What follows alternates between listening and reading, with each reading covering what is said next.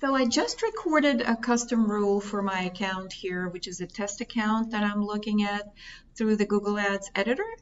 And it's my right pane at the edge of the page here is displaying that custom rule.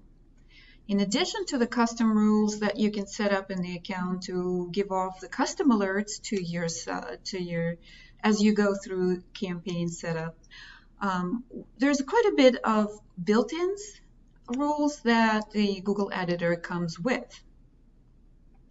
Just wanted to quickly go over some of those rules. These are super easy to set up on your own if you don't have them in the account, or if you accidentally edited the rule somehow. For instance, I've done it just now, and I don't remember what the violation criteria was. You can Control Z out of that. If it's a built-in rule that you've edited, what you can do is revert changes, and it will restore the built-in rule that you have in the account.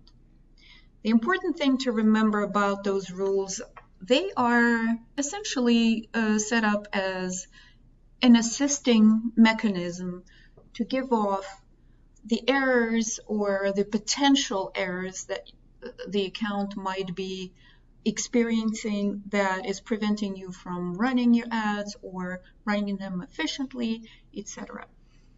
I know everybody knows, but I just want to go over the basic site ad extensions that we always want to run in every one of our accounts.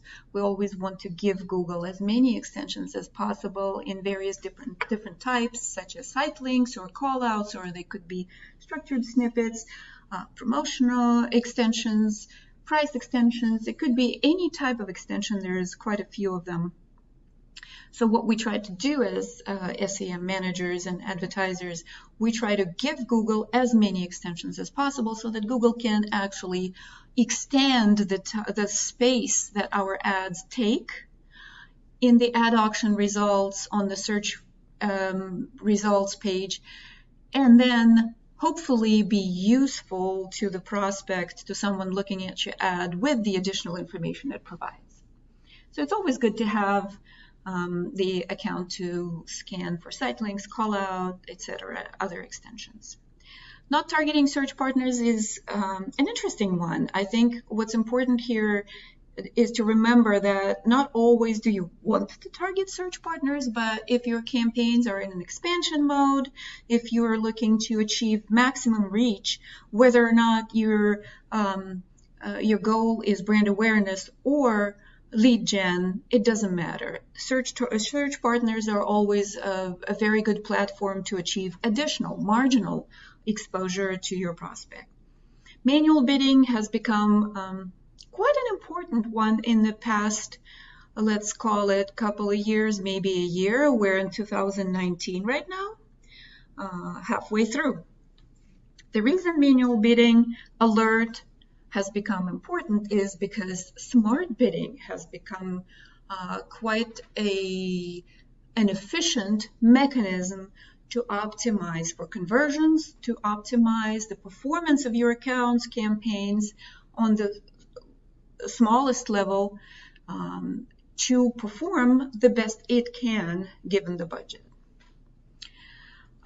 This is interesting. It's a variation of the rule I've just set up.